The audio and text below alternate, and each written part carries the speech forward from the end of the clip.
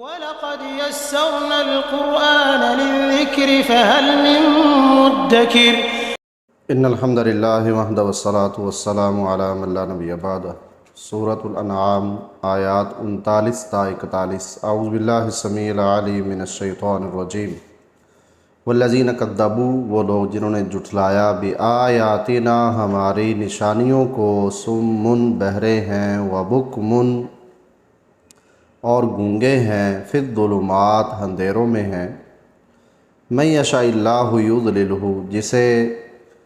چاہتا ہے اللہ تبارک و تعالی اسے گمراہ کرتا ہے، ومن یشاء یجعلہ، اور جسے وہ چاہتا ہے گامزن کر دیتا ہے اسے، علی صراط مستقیم، سیدھے راستے پر۔ قل، کہہ دیجئے، ارائیتم، کیا تم نے دیکھا ہے، ان آتاکم، اگر آ جائے تمہارے پاس، عذاب اللہ، اللہ کا عذاب، او اتتکم الساعہ، یا آ جائے تمہارے پاس قیامت، اغیر اللہ تدعون، تو کیا تم غیر اللہ کو پکارو گے، ان کنتم صادقین، اگر تم سچے ہو، بلکہ ایاہ تدعون، تم اسی کو پکارو گے، فیکشف ما تدعون الیہ، تو وہ دور کر دے گا جس کی طرف تم اسے پکارو گے، ان شاء، اگر اس نے چاہا، وتنسون، اور تم بھول جاؤ گے، ما تشرکون، جو تم شریک بناتے ہو۔ اللہ تبارک و تعالیٰ نے آیت نمبر 39 میں یہ بات بیان فرمائی ہے کہ وہ لوگ جو ہماری آیات کا انکار کرتے ہیں وہ ایسے ہیں کہ جیسے کوئی بہرا ہو،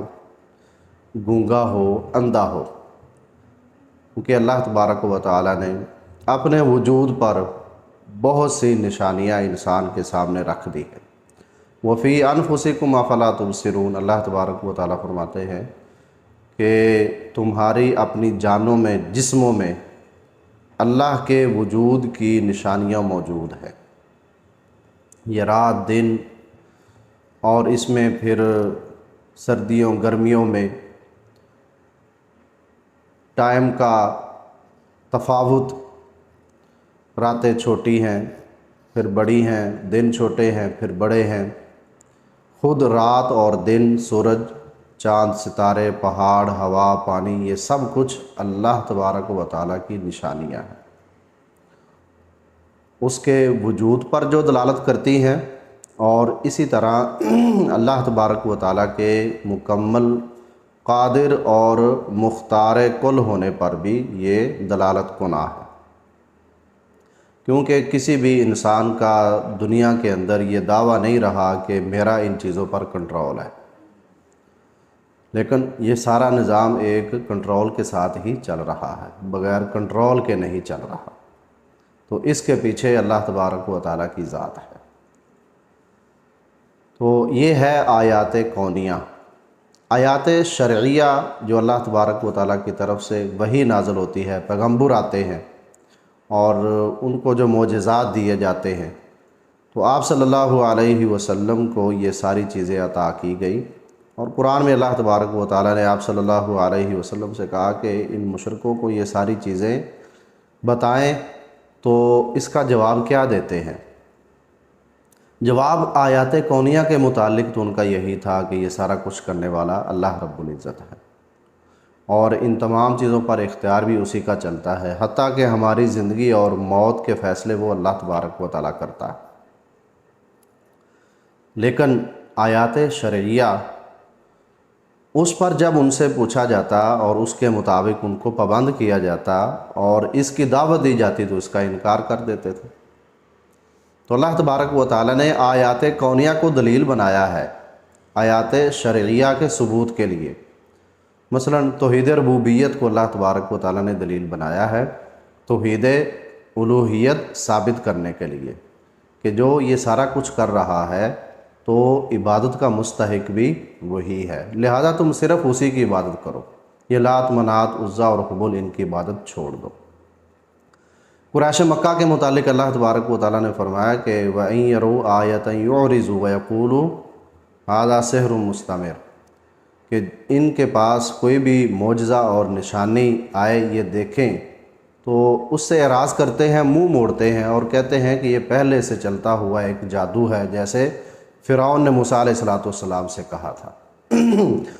تو جب ایسے لوگوں کی حالت اس طرح ہو جاتی ہے تو اللہ تبارک و تعالیٰ فرما رہے ہیں کہ ٹھیک ہے، ان کی آنکھیں ہیں، یہ اور کچھ دنیا کا ریل پیل اور دنیا کے مال و اسباب اور اسی طرح چیزیں ساری دیکھ رہے ہیں، لیکن جس مقصد کے لیے ان کی آنکھیں بنائی گئی ہیں وہ مقصد پورا نہیں کر رہے۔ کان ہے، اگرچہ ان کے ہیں اور یہ باتیں سنتے بھی ہیں، لیکن حق بات سننے سے محروم ہو چکے ہیں، اس کی طرف یہ دھیان ہی نہیں دیتے۔ آنکھوں سے بھی اندازہ لگایا جا سکتا ہے کہ حق والے کون ہیں، لیکن یہ آنکھیں اس کام کے لیے بھی استعمال نہیں کرتے۔ تو اللہ تبارک و تعالیٰ فرما رہے ہیں کہ جب اس طرح انہوں نے جھٹلا دیا تو پھر ان کی حالت یہ ہو گئی، اور جب انسان کی حالت ایسی ہو جائے، اس کے دل میں نفرت، حسد، کینہ، بغض، مخالفت اتنی آ جائے کہ وہ بالکل فریق مخالف کی کسی اچھی بات کو بھی نہ اپنائے، حالانکہ اس کے اندر حق بات ہو، سچ بات ہو، حقیقت پر مبنی اس کی دعوت ہو، تو اس کا بھی انکار کرے، تو پھر وہ کسی بھی بات کو کسی بھی صحیح بات کو نہیں سمجھ سکتا، راہ راست پر وہ نہیں آ سکتا۔ اللہ تبارک و تعالیٰ نے تو ہمیں اس بات کا پابند کیا ہے کہ اگر تمہاری کسی قوم کے ساتھ مخالفت ہے تو ان کے متعلق بھی اگر آپ بات کرنا چاہتے ہیں تو حق پر مبنی اور انصاف، عدل کی بات کریں، عدل و انصاف کی بات کریں، یعنی یہ مخالفت تمہیں ناانصافی کی طرف نہ لے جائے۔ لیکن یہ لوگ جنہوں نے اللہ کی آیات کا انکار کر دیا، سب کچھ دیکھ لینے کے باوجود، تو ان کی حالت ایسی ہو چکی ہے کہ یہ صرف زندہ ہمیں لاشیں نظر آ رہی ہیں، بس اور کچھ نہیں ہے، اور پھر یہ اندھیروں میں بھٹک رہے ہیں۔ تو اللہ تبارک و تعالیٰ فرماتا ہے جسے اللہ تعالیٰ چاہتا ہے گمراہ کرتا ہے۔ اس کا مطلب یہ نہیں ہے کہ اللہ گمراہ کرتا ہے۔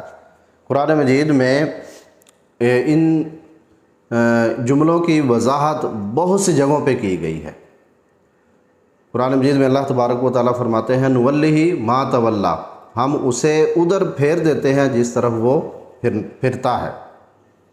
فلما زاغوا ازاغ اللہ قلوبہم، جب وہ مڑے تو اللہ تبارک و تعالیٰ نے ان کے دلوں کو موڑ دیا۔ قرآن مجید میں اللہ تبارک و تعالیٰ فرماتے ہیں کہ وَأَنَّ اللَّهَ يَهْدِي مَن يُرِيدُ، اللہ تعالیٰ ہدایت اسے دیتا ہے جو ارادہ کرتا ہے۔ تو مطلب یہ ہے کہ یہ جو گمراہ ہو چکے ہیں اور ہدایت ان کے نصیب میں اب بالکل نہیں ہے، ان کا ارادہ ہی نہیں تھا، دل کے اندر جستجو ہی نہیں تھی، اور جن کو ہدایت مل گئی ان کا ارادہ تھا، ان کی طلب اور جستجو موجود تھی، وہ شوق رکھتے تھے اور چاہتے تھے، تو اللہ تبارک و تعالیٰ نے ان کو ہدایت دے دی اور اپنا فضل کر دیا۔ تو یہ مطلب ہے کہ اللہ تبارک و تعالیٰ جسے چاہتا ہے گمراہ کرتا ہے، مطلب کہ ان کے دل ہی اس کی طرف مائل نہیں ہوتے، تو پھر جدھر دل مائل ہوں ادھر اللہ تبارک و تعالیٰ ان کو پھیر دیتا ہے، کیونکہ انسان یہاں با اختیار ہوتا ہے، یہاں با اختیار ہوتا ہے، یعنی آیا وہ کفر کی طرف جانا چاہتا ہے یا ہدایت کی طرف آنا چاہتا ہے، یہاں اس کو اختیار ہوتا ہے، یہاں اللہ تعالیٰ نے اس کو مجبور نہیں کیا ہوا۔ اگر تو وہ کفر کی طرف چلا جائے تو اللہ تبارک و تعالیٰ اس کے ساتھ راضی نہیں ہے، اور اگر یہ ہدایت کی طرف آ جائے تو اس نے اپنے ہی اختیار سے ہدایت کو چنا ہے، تو اللہ تبارک و تعالیٰ اس پہ راضی بھی ہو جاتا ہے۔ اور یہ انتخاب کرنے کی صلاحیت اللہ کی طرف سے، اگر اللہ تبارک و تعالیٰ انتخاب کرنے کی صلاحیت نہ رکھتا تو پھر جدھر اللہ تبارک و تعالیٰ کی مرضی ہوتی تو ان کو ادھر ہی لے جاتا۔ اس طرح قرآن مجید میں اللہ تبارک و تعالیٰ نے فرمایا کہ اللہ تعالیٰ اگر چاہتا تو تمام لوگوں کو ہدایت پر جمع کر دیتا۔ تو اس کا مطلب یہ ہے کہ ان میں برائی کی طرف جانے کا اختیار رکھتا ہی نہ، وہ صلاحیت ہی نہ ہوتی اس میں، تو یہ جو صلاحیت اللہ تعالیٰ نے انسان میں رکھ دی ہے اختیار کی، تو اس سے انسان از خود ایک فیصلہ کرتا ہے کہ میں نے کس طرف جانا ہے۔ تو اس وجہ سے ہی پھر یہ قیامت کے دن اپنے کیے ہوئے عمل کے متعلق جواب دہ ہے، اس سے پوچھا جائے گا۔ اور اگر یہ سمجھا جائے کہ انسان اگر برائی کی طرف جا رہا ہے تو تب بھی اللہ کا لکھا ہوا اس پہ غالب ہے، اور اگر نیکی کی طرف آ رہا ہے تو تب بھی اللہ کا لکھا ہوا اس پہ غالب ہے، یہ تو مجبور ہے۔ تو پھر اس میں ثواب، عقاب، سزا، جزا، آزمائش وہ تو مقصد نہیں نا پھر رکھتے۔ پھر اگر جو مجبور آدمی ہے اس کو سزا دینے کا پھر کیا فیصلہ درست کیا جا سکتا ہے، درست ہو سکتا ہے کہ اس کو سزا دی جائے جو ہے ہی مجبور؟ تو انسان مجبور نہیں ہے، انسان اپنے ارادے میں با اختیار ہے، چاہے یہ برائی کی طرف جائے یا نیکی کی طرف آئے، یہاں اس نے اپنا فیصلہ کرنا ہے۔ تو آگے اللہ تبارک و تعالیٰ فرماتے ہیں کہ اے نبی صلی اللہ علیہ وسلم، ان سے کہہ دیجئے کہ کیا تم اپنے اس عمل پہ غور کرتے ہو کہ اگر تمہارے پاس اللہ کی طرف سے عذاب آ جائے، ایسی کوئی تمہارے اوپر بلا آزمائش آ جائے کہ تم سمجھتے ہو کہ یہاں پھر ہمیں بچانے والا نہ لات، نہ عزا، نہ ہبل ہے، یا ایک بہت بڑی جو حقیقت ہے قیامت وہ تمہارے اوپر آ جائے، غیر اللہ ہی تدعون، اللہ تبارک و تعالیٰ فرماتے ہیں کہ ایسی صورت میں کیا تم غیر اللہ کو پکارو گے؟ یعنی ان کا یہ اپنا عمل بھی تھا کہ اگر کوئی اتنی بڑی مصیبت وہ دیکھ لیتے، مثال کے طور پر وہ کشتیوں میں چلتے تھے، سمندر میں کشتیوں پر سوار تھے، چلتے تھے، موجیں آتی اور موجیں کشتیوں کو گھیر لیتی تھی، تو اب اس وقت وہ دیکھتے کہ لات، منات، عزا اور ہبل یہاں کام ہمیں نہیں دے سکتے، وہ خالص اللہ کو پکارنا شروع کر دیتے۔ تو ان کے اس عمل کی طرف توجہ دلائی جا رہی ہے کہ اگر اس طرح کی کوئی مصیبت تمہارے اوپر آتی ہے یا قیامت ہی آ جائے تو اتنی ہولناکی دیکھ کر کیا تم یہ سمجھو گے کہ غیر اللہ وہ یہاں کوئی کام ہمارا بنا سکتا ہے، ہماری مدد کر سکتا ہے؟ نہیں، بلکہ اللہ تبارک و تعالیٰ نے فرمایا بل ایاہ تدعون، بلکہ تم اسی کو پکارو گے، اللہ رب العزت کو پکارو گے، اور تم سمجھ چکے ہوگے کہ اس مصیبت سے چھٹکارا دینے والا صرف اللہ تبارک و تعالیٰ ہے۔